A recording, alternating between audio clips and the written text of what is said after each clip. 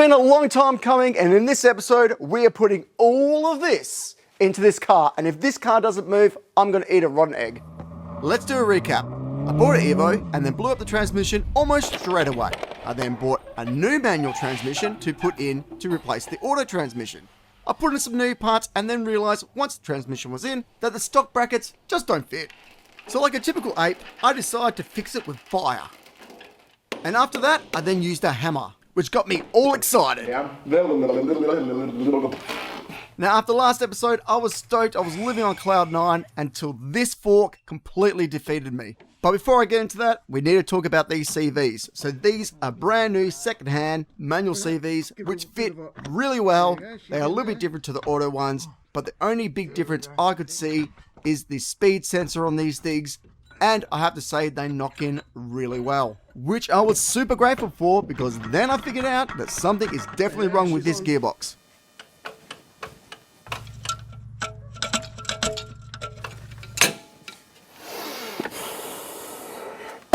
The gearbox is going to have to come out. I'm going to have to undo everything.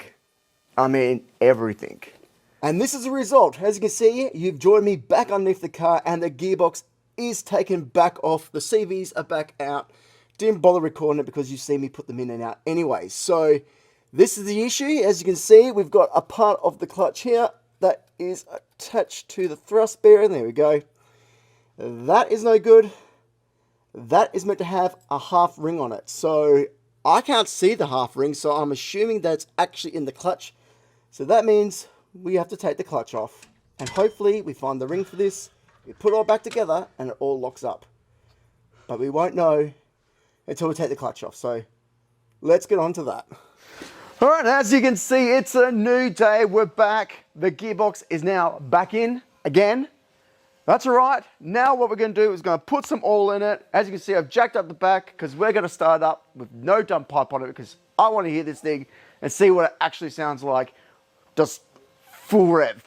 And also, we can check to make sure that the wheels actually do spin. We'll just have to manually put it into gear. Now, before I start doing that, you're probably wondering how that thrust bearing went. Well, here you go. As you can see, it slots in, locks, and there you go. It is now ready to go. Anyway, now that's done, we can put on the bare minimum, aka the max sensor, to get this car running. Well, as you can see, we've jerry-rigged everything up, but before we get this car started, we need to trick the auto ECU into thinking it's a neutral. And I'm doing that. It's easy as plugging one wire into here, and the other wire into the socket next to it. All right, there we go. All right, Lemmy, give it a start.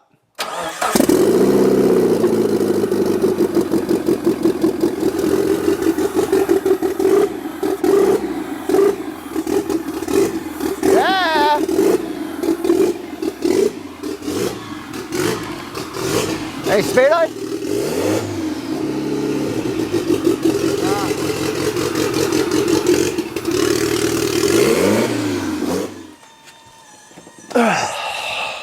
So now that we've got the car in a bigger area, now it's time to pull all this interior out, because we need to run the cables and the shifter and put it in the car. So like I said, we need to rip all this stuff out. So let's get on to it. Now, pulling out the interior can be scary if it's your first time, but lucky for me, I do have a couple of reference parts here. I've got a manual shifter here from a Lancer, which should have the same mounting points. Now, to get this stuff apart, what you want to use is plastic, not your metal screwdriver, because you don't want to actually damage any of your interior. Even though this is the old auto stuff, you still don't want to damage it, because you just never know when you're going to need it. Now, this isn't rocket science, it's just pulling out the interior. So the things you'll need is a 10mm ratchet, a Phillips screwdriver, and the plastic tools. The first section just had one screw and the plastic clips were needed, plus there was a bunch of wires connected to it underneath. After that, there's not much wiring, it's just ratchets everywhere. But you don't have to stress, it's going to come out pretty simply though. Then you get some screwdrivers, undo some screws, pull some plastic out, undo some cables, flick a clip out, ratchet, ratchet, ratchet, ratchet, ratchet, and that auto shifter would no longer be able to spread its seed. Anyway, we've ripped these seats out and I've given everything a clean inside because it was full of muck. So now that's ready, it's time to take this section of the dash out so we can get to the foot pedals, because we're going to be drilling some holes in this Evo. Now the reason why I'm digging, trying to get into here, is because I need to remove the automatic cable. These two bolts, as you can see here, we got to undo them and slide this thing out, and then slide in the 2 cable manual one. This is pretty straightforward, but I will say it does help if you have someone in the engine bay pulling this through while you slide it in. And all that's left is to put the actual shifter in, but I do have one bit of advice. When you put in the cables in, make sure that you put this particular one in last. You got to do the bolts up first and then put this in. And pretty much you're home free, ready for the next bit. Hello and welcome to being very close to my face. Now what I'm actually trying to do here is disconnect this brake. Now on the EVOs, for some reason, the pedal is actually part of the mount. They haven't put a bolt there. It's actually like a solid piece, so you can't disconnect it without grinding it out. So what we're going to have to do is, even though this is better looking, this one, we're going to have to swap it over with the one I've got, which is a bit rusted, but that's okay. We'll clean it up before I put it in. But pretty much there is 6 bolts to do here. We got 2 on the back. They are not 10 mils, they're 12 mils.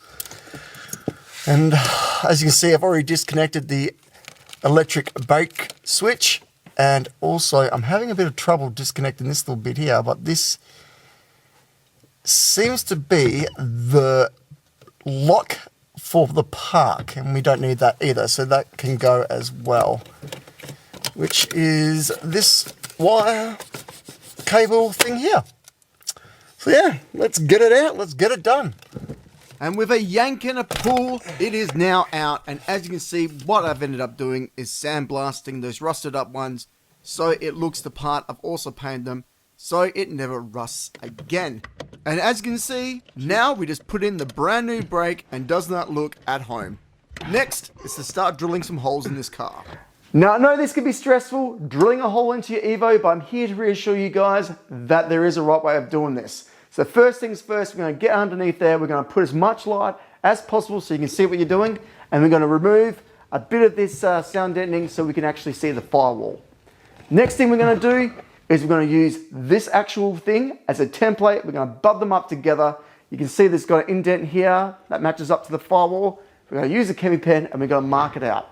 Once you've done that, the next thing you're going to want to do is get your hole saw. Make sure you get the right size. You don't want this thing to be too big, too small, because once you drill this hole, it's pretty permanent, so make sure you get this right. Another thing I like to mention is when you do get the correct hole saw, place it against the firewall, get your chemi pen, draw a little mark in the center, and now you have a center hole. Because the first thing you want to do is you want to pre-drill this, so when you actually get the hole saw, you're not guessing, because you're not going to be able to see where the actual drill bit is in with the holes. You'll be guessing, so it's definitely best to pre-drill. Next thing, drill through nice and slowly but strong. Put a bit of strength onto it, but just slowly cut through that metal. Once you've done that, deburr it, put some paint on it, and you're ready to put in your master cylinder. And there you go, 1, 2, 3, we got 3 pedals, we got a manual gear shifter. The car is pretty much done, but there's one thing that we need to do, so this thing actually does change gears.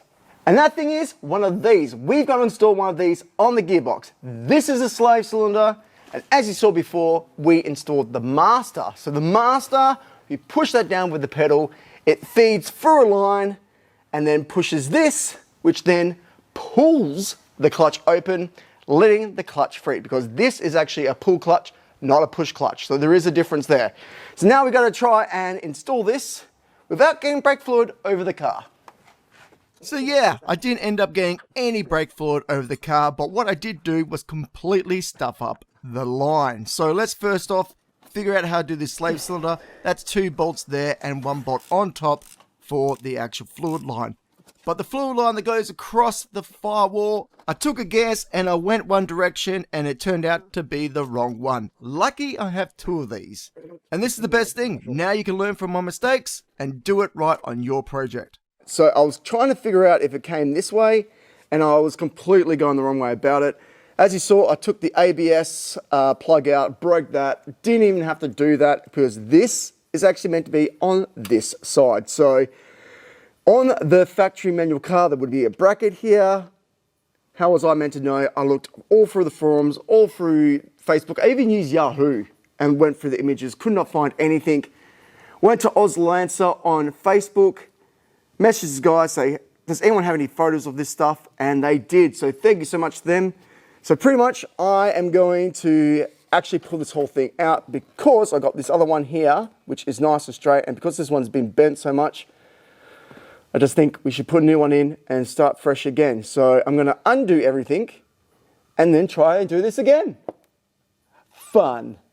So you think I would have learned from the first time of trying to jam this in a tight hole. But of course I didn't, because it doesn't matter which way I try to put it in, it wasn't going in the right place. So after removing some bracing and some good old ugga-duggers, I was able to finally get this in. Alright, so that line is now in.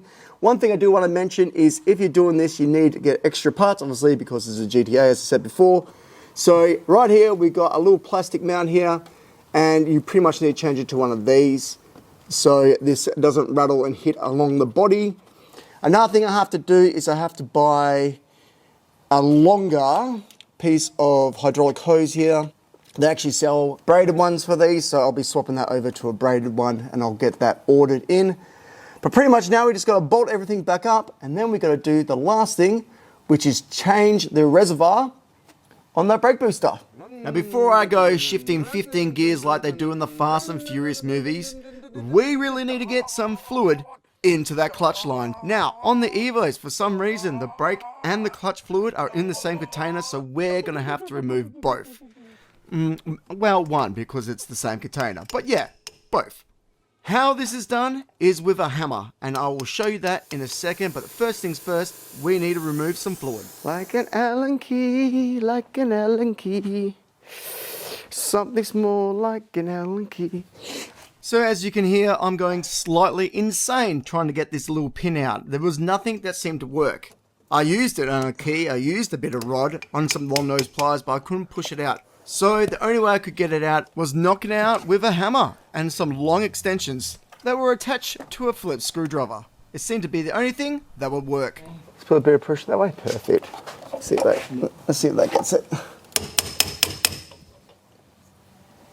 There we go. Thank you. For some reason. There you go. Where did the brake one go?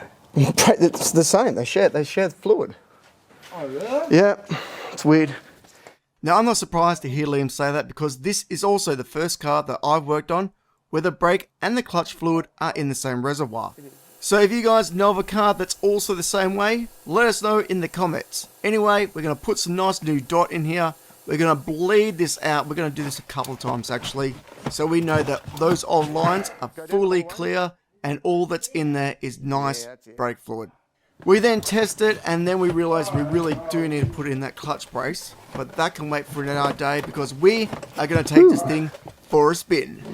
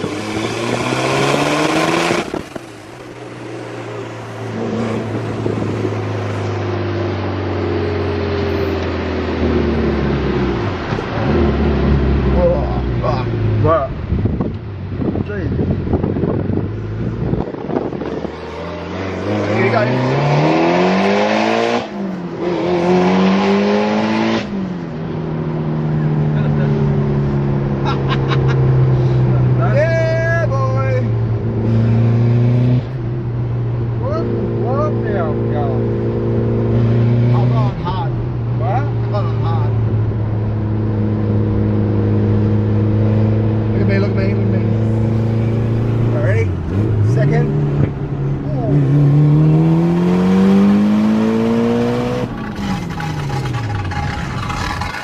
Right. What's something? Exhaust? Yeah. Oh, crap. Oh, you stole there as well. Oh, no. The exhaust fell off. Yeah.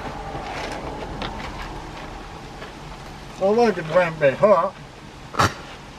Hey, where it gone? Oh, fuck. Here it is. Uh-oh. Don't take it off now. That's the back. Oh no! Ah, the exhaust fell off!